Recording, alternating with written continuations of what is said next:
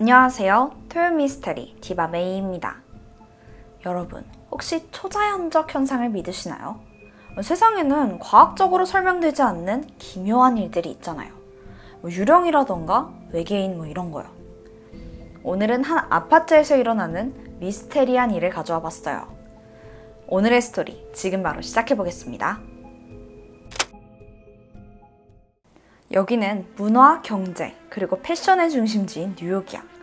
뉴욕하면 워낙 역사적인 건축물 많은 거 알지? 근데 그 중에서 뉴욕 센트럴파크 서쪽에 있는 72번 모퉁이에 아파트 하나가 있거든?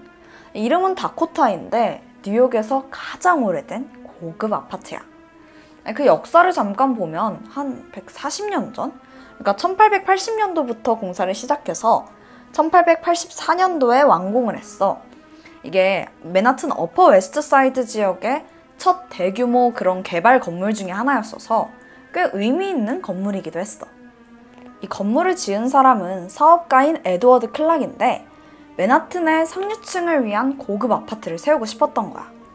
당시 맨하튼에 진짜 아무것도 없었거든. 근데 클락이 사업가라 그런가 좀 성견지명이 있었던 거지.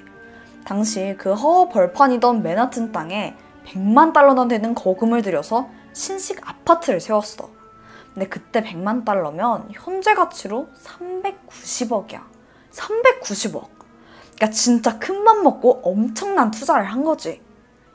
이 고급 아파트 다코타를 좀 더 자세히 보면 독일식 르네상스 디자인으로 엄청 화려한 인테리어였어. 덕분에 완공이 되자마자 뉴욕의 랜드마크가 됐는데 지금으로 치면 롯데캐슬 같은 곳이 된 거야. 이 당시에 이 인기가 엄청났어. 그러니까 인기가 어느 정도였냐면 아파트가 지어지기도 전부터 이 매물 65개가 전부 거래됐대. 그리고 부자들이 사는 곳답게 계속해서 개조공사하면서 더 화려해지고 규모도 점점 더 커졌어. 네, 현재는 가구가 103개나 살고 있다고 해. 그런데 또 집마다 규모는 제각각이야. 한 집마다 침실이 적게는 4개, 그리고 많게는 20개나 있다는데 아니 아파트에서 침실이 20개면 얼마나 큰 거야? 근데 또 뉴욕이 집값이 비싸기로 유명하잖아. 완전 부자들만 살 것 같지? 근데 이게 또 돈이 아무리 많아도 이 아파트에 막 입주할 수는 없다고 해.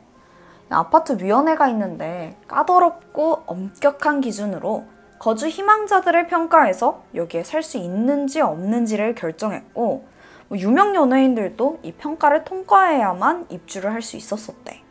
대표적으로 빌리 조엘, 칼리 사이먼, 진 시몬스, 그리고 마돈나까지. 솔직히 다들 알지? 완전 유명하잖아. 돈도 많고. 근데 이 사람들이 다 아파트 구매를 거절당했어. 위원회 기준에 뭐가 좀 안 맞았나 봐. 우리가 보기엔 이 대단한 유명 인사들도 여기에 사는 것 자체가 하늘의 별 따기인 거지. 뭔가 이렇게 쉽게 들어갈 수 없다는 이 이미지가 아파트를 더 인기 있게 만들더라고. 그런데 알고 보니까 여기가 또 다른 이유로도 유명세를 떨치고 있었어. 그 이유는 바로 과학적으로는 도무지 설명할 수 없는 초자연적 현상이 목격되기 때문이었지. 그 시작은 한 비극으로부터 비롯되었어.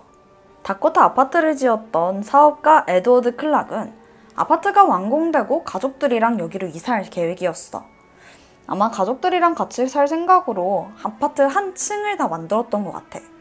거기는 바닥을 전부 은으로 장식했을 만큼 굉장히 럭셔리한 공간이었었대. 근데 안타깝게도 클락은 아파트가 완공되기 2년 전인 1882년 말라리아 열병으로 사망하게 돼.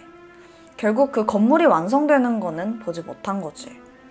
이후 클락이 사망하고 50년 정도가 지나서 존 페인트너라는 그 전기 기술자가 다코타 아파트에 취직하게 돼. 아무래도 전기를 관리하다 보니까 그 지하실에서 일하는 경우가 많았었어. 근데 입사해서 보니까 이 아파트가 그동안 그 내부 전기 설계부터 규정까지 완전 제대로 관리가 하나도 안 되고 방치돼 있던 거야. 그러니까 수리할 게 너무 많은 거지.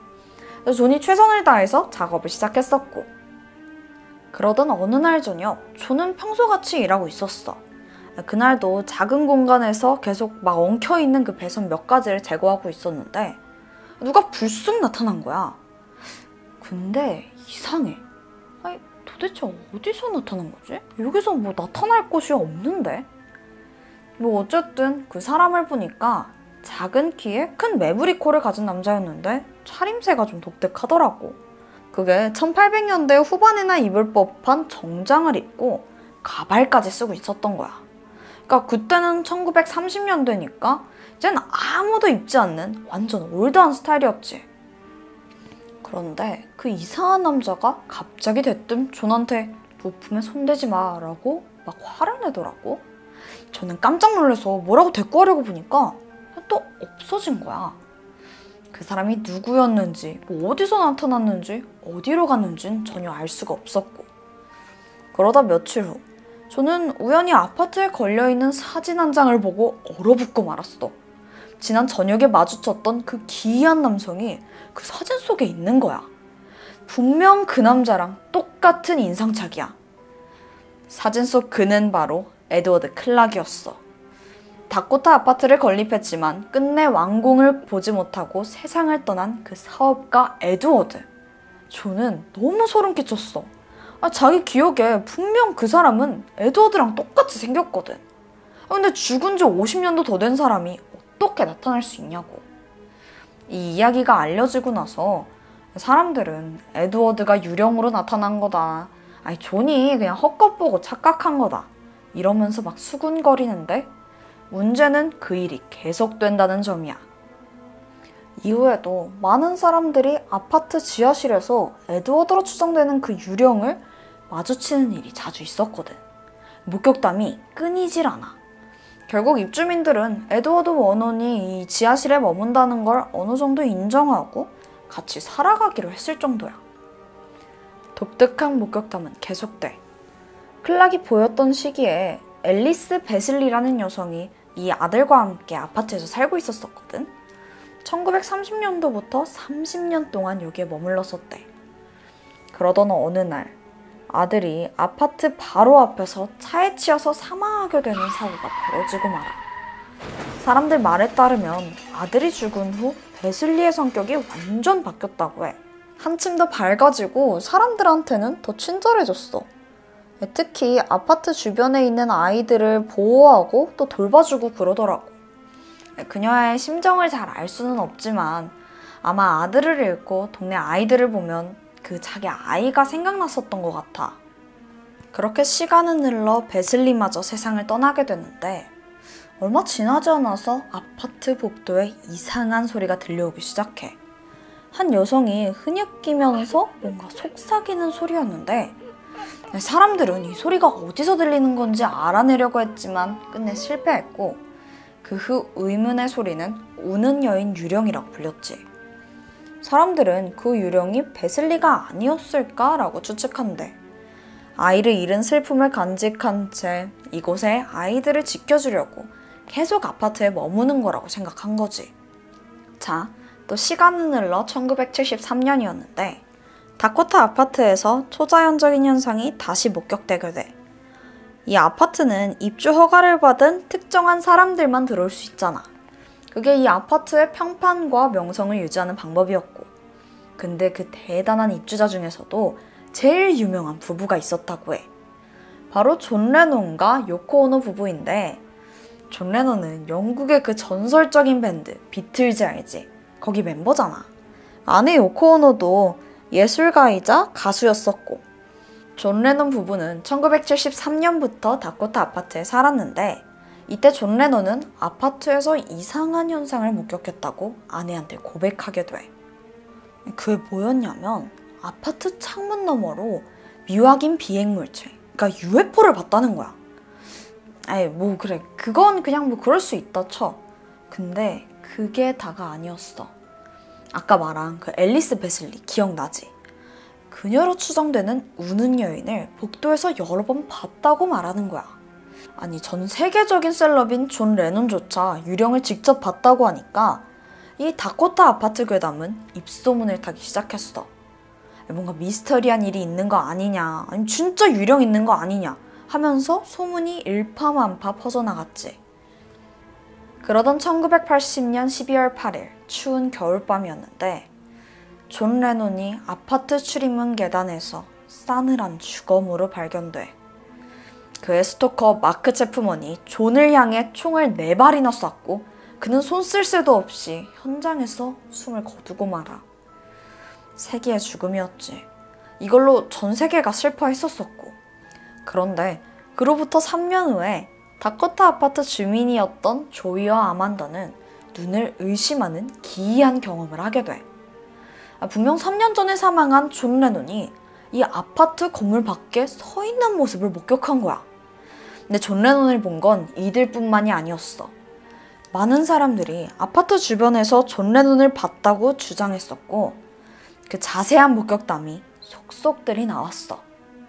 평소에 자주 입던 흰색 플레어 수트를 입은 채 벽에 기대해 있는 모습이더라고. 이걸 본 사람들은 완전 기절초풍하지. 근데 아내였던 요코 오노도 여전히 이 다코타 아파트에 살고 있었거든. 심지어 그녀도 이 아파트 안에서 존 레논을 봤다고 하더라고. 문득 응접실에 나갔는데 남편이 흰색 피아노에 앉아있는 거야. 요코 오노가 너무 놀라서 뒷걸음질을 쳤는데 이때 존은 두려워하지 마. 나는 여전히 당신과 함께 여기 있어. 라고 말했다는 거야. 이 일이 있은 후에 요코 오노는 결코 다코타 아파트를 떠나지 않고 거의 50년 동안을 쭉 살았어. 지금까지 나온 유령만 3명이 넘지? 근데 아직 끝나질 않았어. 사실 다코타에서 가장 오래된 유령은 어린 소녀라고 해.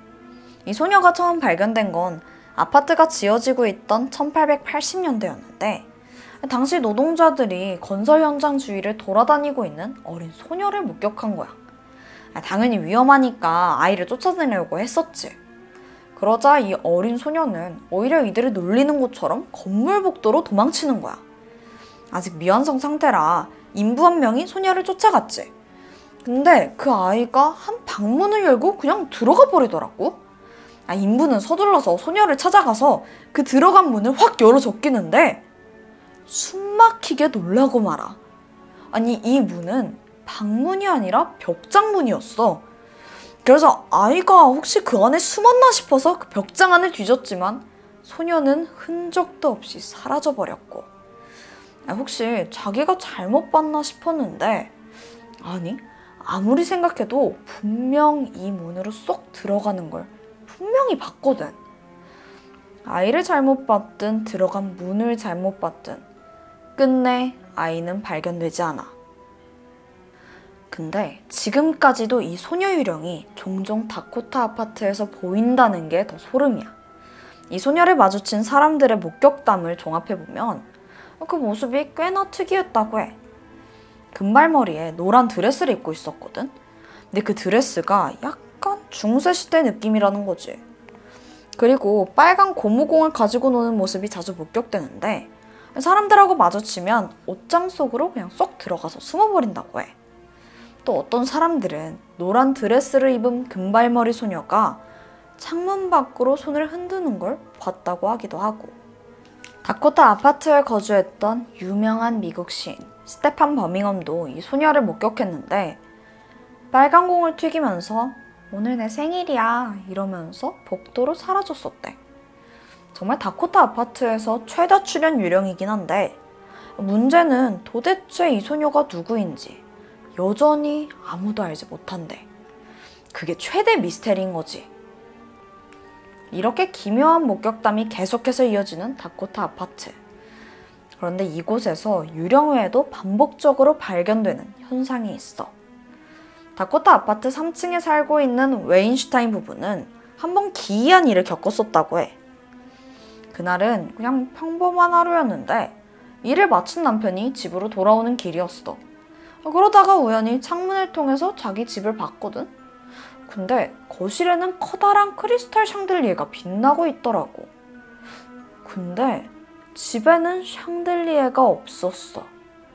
나 혹시 집을 착각했나 싶어서 다시 확인해봤는데 아니 저 집은 내 집이 맞아. 아니 뭐지 싶었는데 그 아내가 깜짝 선물로 조명 설치했나 보다 싶었지. 들뜬 마음에 빠르게 집으로 향했는데 집에 도착해서 보니까 거실에는 그 샹들리에도 없었고 아내는 전혀 모르는 일이라는데 아니, 근데 그 샹들리에가 너무 생생하게 보였었거든. 남편은 도무지 믿을 수가 없어서 거실 천장을 살펴보게 돼. 근데 보니까 그 자리에 한때 샹들리에가 걸려 있었던 흔적이 나 있더라. 그러니까 후크가 나와 있었던 거지. 근데 지금은 없잖아. 그럼 아까 본 건 대체 뭐야? 어떤 이들은 어쩌면 그게 시간을 초월해서 잠시 과거의 거실 모습이 투영된 게 아니냐고 해석하기도 해. 이게 진짜 유령에다가 뭐 타임슬rop까지. 진짜 이 다코타 아파트 너무 신비로운 곳인 것 같아. 절대 아무나 들어갈 수 없는 뉴욕에서 가장 오래되고 화려한 다코타 아파트. 이곳은 현존하는 가장 미스테리한 장소 중 하나로 꼽히고 있어. 단순한 환상과 착각이라고 하기엔 수백 년간 기이한 현상이 계속해서 나타나고 있거든. 결코 이걸 우연이라고 볼 수 없는 거고. 과연 다코타 아파트의 초자연적인 현상은 언제까지 계속될까? 아무것도 정확히 밝혀지지 않아서 더 미스테리한 것 같아. 오늘 내가 준비한 스토리는 여기까지야. 내가 맨날 사건 사고만 하다가 정통 미스테리는 처음 도전했는데 어땠어? 사실 나는 그냥 나 혼자서도 너무 흥미진진했어. 이 다코타 아파트에 진짜 한 번쯤 가보고 싶더라고. 자, 그럼 우리는 다음 영상에서 다시 만나. 그럼 안녕.